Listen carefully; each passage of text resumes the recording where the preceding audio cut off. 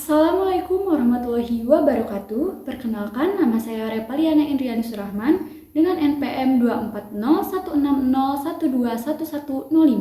Saya mahasiswi kelas Informatika 4B Fakultas Teknologi Informasi Universitas 11 April.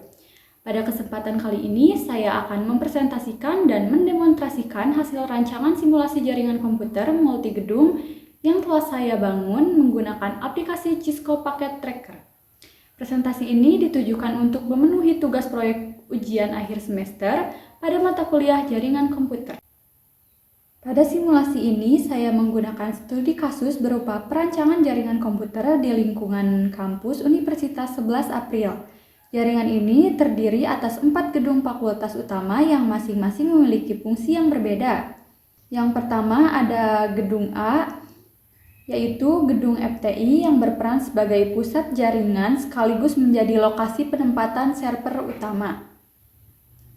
Yang kedua ada gedung B, merupakan gedung Fakultas Ekonomi dan Bisnis. Yang ketiga ada gedung C, merupakan gedung Fakultas Keguruan dan Ilmu Pendidikan. Dan yang terakhir gedung D, merupakan gedung Fakultas Ilmu Sosial dan Ilmu Politik. Sesuai dengan ketentuan pada soal UAS, pengalamatan IP harus bersifat unik dan disesuaikan dengan NPM mahasiswa. Karena 2 digit terakhir NPM saya adalah 05, maka seluruh rancangan jaringan pada simulasi ini menggunakan IP network 192.168.50 sebagai jaringan dasar. Untuk membangun infrastruktur jaringan pada simulasi ini, saya menggunakan beberapa perangkat utama, yaitu yang pertama ada server PT yang berfungsi sebagai server pusat untuk menyediakan berbagai layanan utama pada jaringan. Selanjutnya ada 4 unit router Cisco dengan tipe 2811 yang berfungsi sebagai gateway utama untuk menghubungkan jaringan antar gedung yang memiliki subnet berbeda. Selanjutnya ada 8 unit switch yang digunakan untuk mendistribusikan koneksi jaringan ke setiap perangkat atau workstation di masing-masing gedung.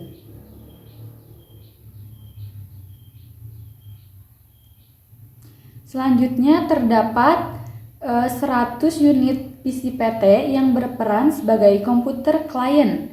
Perangkat tersebut dibagi secara merata sehingga setiap gedung memiliki 25 workstation sebagai simulasi kapasitas pengguna.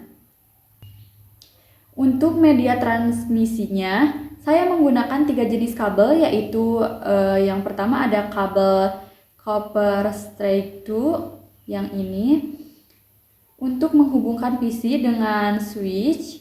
Selanjutnya ada kabel copper crossover untuk menghubungkan antar switch, serta kabel serial DCE yang digunakan sebagai atau jalur utama komunikasi antar router.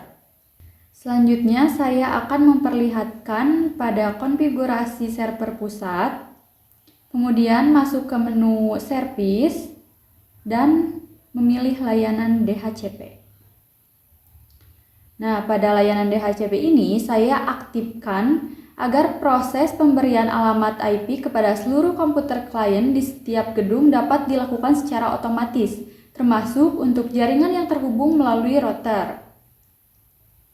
Pada tabel yang terlihat di layar, saya telah membuat IP4 yang berbeda untuk masing-masing gedung. Dengan konfigurasi tersebut, setiap komputer klien akan memperoleh alamat IP secara otomatis sesuai dengan jaringan atau subnet tempatnya berbeda. Selanjutnya, pengalokasian IP dan gateway tiap gedung.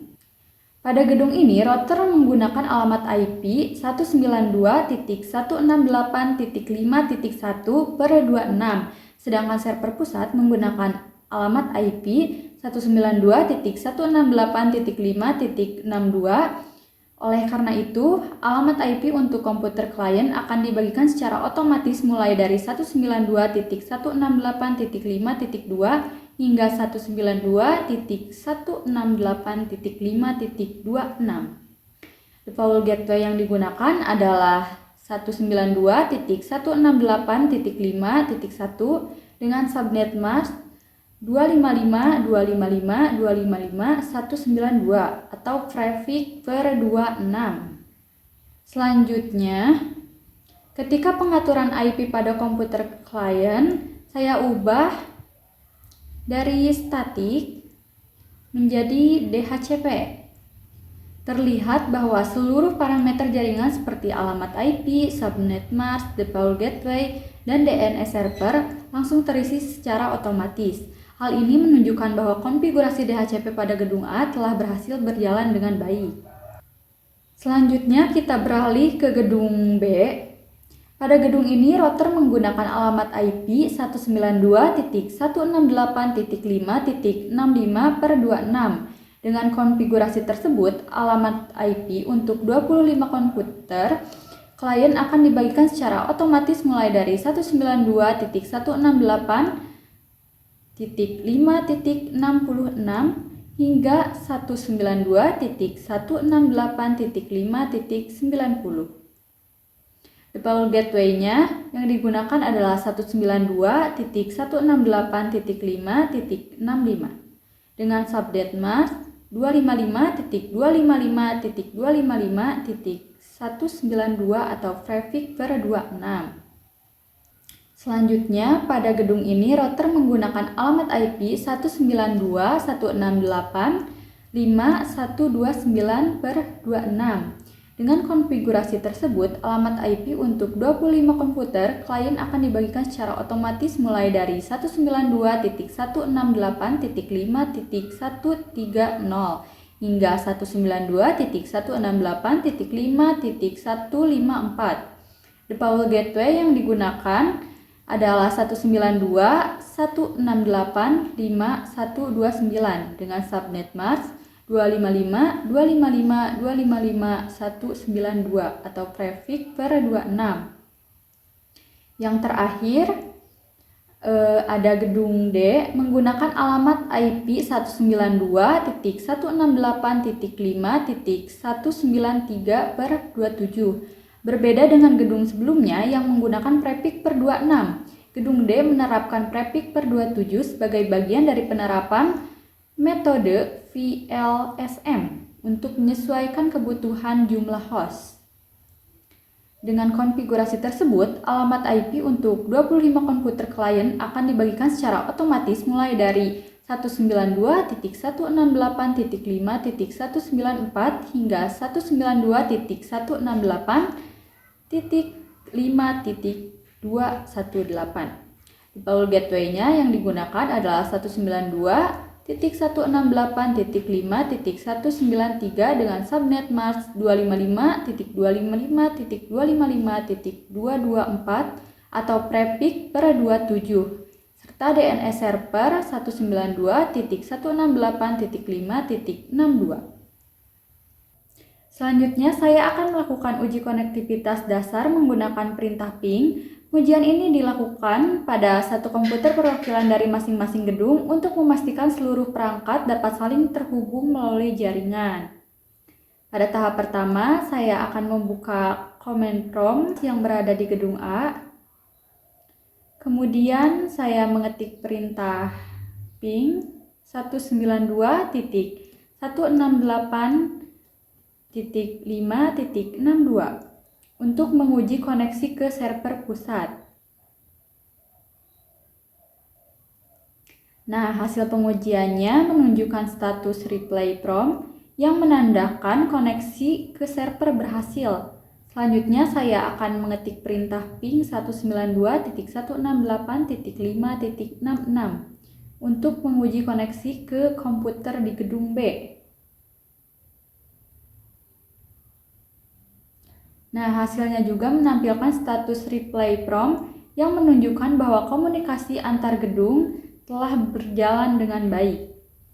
Selanjutnya, pengujian dilakukan dari gedung B. Saya terlebih dahulu mengetik perintah ping 192.168.5.62 untuk menguji koneksi ke server pusat. Setelah itu, saya melakukan pengujian dengan mengetik ping 192.168.5.130. untuk menguji koneksi ke komputer di gedung C. Nah, hasilnya menunjukkan dari kedua pengujian tersebut sama-sama menampilkan status reply from yang menunjukkan bahwa koneksi dari gedung B ke server pusat maupun ke gedung C telah berjalan dengan baik. Selanjutnya pengujian dilakukan dari gedung C. Saya terlebih dahulu mengetik perintah ping 192.168.5.62 untuk menguji koneksi ke server pusat. Setelah itu, saya melanjutkan pengujian dengan mengetik ping 192.168.5.194 untuk menguji koneksi ke komputer di gedung D. Nah, hasil dari kedua pengujian tersebut menampilkan status reply from yang menunjukkan bahwa koneksi di gedung C ke server pusat maupun ke gedung D telah berhasil dan berjalan dengan baik. Terakhir, pengujian dilakukan dari gedung D. Saya terlebih dahulu mengetik perintah ping 192.168.5.62 untuk menguji koneksi ke server pusat. Selanjutnya, saya mengetik ping 192.168.5.2 untuk menguji koneksi ke komputer di gedung A. Nah, hasil dari kedua pengujian tersebut menampilkan status reply from yang menunjukkan bahwa koneksi dari gedung D ke server pusat maupun ke gedung A telah berjalan dengan baik. Nah, keberhasilan seluruh pengujian konektivitas ini membuktikan bahwa seluruh jaringan antar gedung telah saling terhubung dan dapat berkomunikasi dengan baik melalui penerapan OSPF. Nah, selanjutnya kita beralih ke konfigurasi web server. Pada layanan HTTP, di server pusat, tepatnya pada file index.html, saya telah membuat halaman web sederhana menggunakan kode HTML. Halaman tersebut menampilkan ucapan selamat datang serta informasi identitas yang terdiri dari nama, NPM, kelas, dan fakultas sebagai bagian dari pemenuhan tugas proyek ini. Selanjutnya, saya membuka menu DNS pada server pusat. Pada konfigurasi DNS ini, domain www.repaliana.com dipetakan ke alamat IP 192.168.5.62 sehingga ketika domain tersebut diakses oleh klien, sistem akan mengarahkan ke web server yang telah saya buat. Selain itu, untuk menerapkan pemblokiran situs, domain www.instagram.com saya arahkan ke alamat IP 0.0.0.0. Dengan konfigurasi tersebut, klien tidak dapat mengakses domain tersebut melalui jaringan yang telah dibangun. Nah, selanjutnya saya akan melakukan pengujian layanan web server. Pengujian pertama dilakukan pada PC A1 di gedung A. Saya akan membuka web browsernya, kemudian mengakses www.repaliana.com. Nah, hasilnya halaman web berhasil ditampilkan dengan baik. Selanjutnya saya akan mencoba mengakses www.instagram.com. Nah, hasilnya muncul request timeout yang menunjukkan bahwa akses ke situs tersebut berhasil diblokir. Selanjutnya, untuk pengujian kedua dilakukan pada PC B1 di gedung B. Saat mengakses www.repaliana.com, halaman web kembali berhasil dimuat, meskipun berada pada jaringan yang berbeda. Kemudian ketika saya mengakses www.instagram.com, halaman tersebut tetap tidak dapat diakses dan menampilkan pesan kesalahan sesuai dengan konfigurasi DNS. Untuk pengujian ketiga, dilakukan pada PC C1 di gedung C. Hasilnya tetap sama, yaitu www.repaliana.com dapat diakses dengan baik, sedangkan www.instagram.com menampilkan request timeout yang menandakan bahwa pemblokiran berjalan sebagaimana mestinya. Terakhir, pengujian keempat dilakukan pada PC D1 di gedung D. Hasil yang diperoleh juga konsisten. Halaman www.repaliana.com berhasil ditampilkan, sementara www.instagram.com tetap tidak dapat diakses karena telah diblokir melalui konfigurasi DNS. Nah, dari keempat pengujian tersebut dapat disimpulkan bahwa layanan web server dapat diakses dari seluruh gedung, sedangkan mekanisme pemblokiran terhadap domain www.instagram.com juga telah berfungsi dengan baik sesuai dengan konfigurasi yang telah dibuat. Demikian presentasi dari saya, mohon maaf bila ada kekurangan dan kesalahan kata. Wabillahi taufiq wal hidayah. Wassalamualaikum warahmatullahi wabarakatuh.